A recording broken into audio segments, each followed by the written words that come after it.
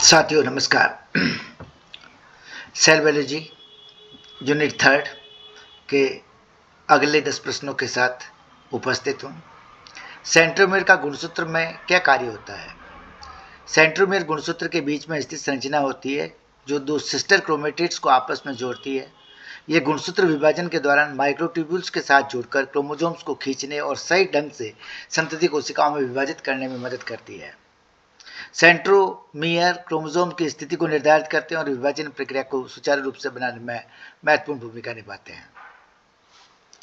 गुणसूत्र के क्रोमेटिड्स क्या होते हैं?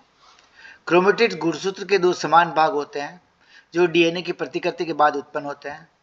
गुणसूत्र में एक सिस्टर क्रोमेटिड्स जोड़ी होती है जो सेंट्रोमियर्स द्वारा जुड़ी रहती है। माइटोसिस या मियोसिस के दौरान ये सिस्टर क्रोमेटिड्स अलग होते हैं और एक नई कोशिका में एक एक क्रोमेटिड जाता है, जिससे आनुवंशिक सामग्री की समानता सुनिश्चित होती है। मेंडल ने अपने पहले आनुवंशिकता के सिद्धांत के बारे में मिश्रण सिद्धांत क्या था? मेंडल से पहले आनुवंशिकता को मिश्रण सिद्धांत के रूप से समझा जाता था। इस सिद्धांत के अनुसार माता पिता के लक्षण संतति में समान रूप से मिल जाते हैं, जिससे संतति के लक्षण मिश्रित और औसत होते हैं। ये मान्यता थी कि माता पिता का आनुवंशिक योगदान स्थिर रूप से संतति में सम्मिलित होता है, जिससे संतति में नए लक्षणों का विकास क्रम होता है।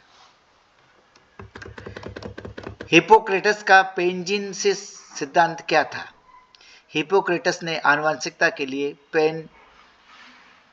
पेंजिनेसिस सिद्धांत प्रस्तुत किया। इस सिद्धांत के अनुसार शरीर के विभिन्न भागों, अंगों और ऊतकों से उत्पन्न जीम्यूल्स के कारण होते हैं जो शुक्राणु अंडाणु में प्रवेश करते हैं और ये मिलकर नई संतति का निर्माण करते हैं।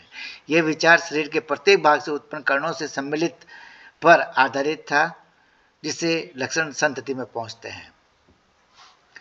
अरस्तु का आनुवंशिकता के बारे में क्या मत था? अरस्तु का मानना था कि संतति में लक्षण माता पिता के शुक्राणु और अंडाणु में उत्पन्न होते हैं, लेकिन इन लक्षणों को केवल आनुवंशिक जानकारी तक सीमित नहीं मानते थे। उनका मानना था कि शुक्राणु संतति के विकास की योजना प्रदान करता है, जबकि अंडाणु आवश्यक पोषक देता है। हालांकि उनके विचार लक्षणों के विपरीत के सही तरीके को स्पष्ट नहीं कर सके।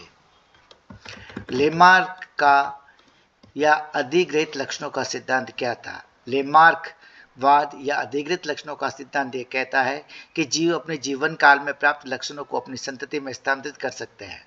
उदाहरण के लिए, यदि कोई चीज अपनी आवश्यकता के अनुसार किसी अंग का अधिक उपयोग करता है तो वह लक्षण संतति में आ जाता है। हालांकि यह सिद्धांत बाद में गलत साबित हुआ, क्योंकि अधिग्रहित लक्षण आनुवंशिक रूप से विरासत में या वंशागत नहीं होते हैं। चार्ल्स डार्विन की आनुवंशिकता के बारे में क्या सोच थी? चार्ल्स डार्विन ने आनुवंशिकता के बारे में मिश्रण सिद्धांत को माना। उन्होंने अपने प्राकृतिक चयन के सिद्धांत के साथ इसे जोड़ा। उन्होंने सुझाव दिया कि जीवों के लक्षण में धीरे धीरे परिवर्तन होता है, लेकिन उन्हें यह स्पष्ट रूप से ज्ञात नहीं था कि लक्षणों का सटीक वंशानुगतिक कैसे होती है। उन्होंने पेजिनेसिस की अवधारणा का भी समर्थन किया, लेकिन आनुवंशिकता के सही नियमों को वे नहीं समझ सके। मेंडल के प्रयोगों के लिए मटर के पौधों का चयन क्यों किया? मेंडल ने अपने प्रयोगों के लिए मटर के पौधों का चयन इसलिए किया कि मेंडल गहन विचार के बाद पाइसम सेटावम की मटर की जो प्रजाति है उसका चयन किया। पहला मटर का पौधा 1 वर्षीय था, जिसका जीवन चक्र छोटा होने के कारण कम समय में अनेक पीढ़ियों का अध्ययन संभव हो सकता है।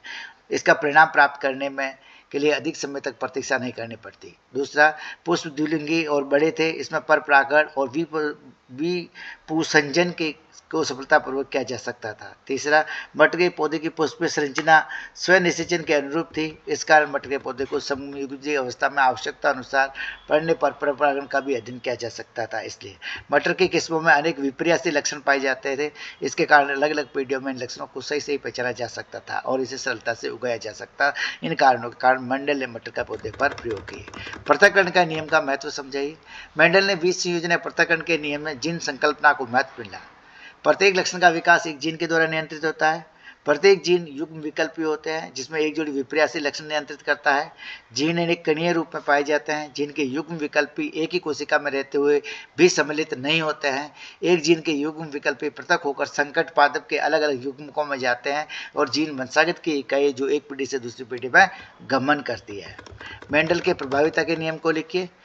इस नियम के अनुसार जब एक जोड़ी विपर्यासी लक्षणों वाले शुद्ध पौधों में संकरण कराया जाता है तो F1 पीढ़ी में जो लक्षण प्रकट होता है वह प्रभावी कहलाता है, और जो लक्षण F1 पीढ़ी में अपना प्रभाव नहीं दिखा पाता है, छिप जाता है, वह अप्रभावी कहलाता है।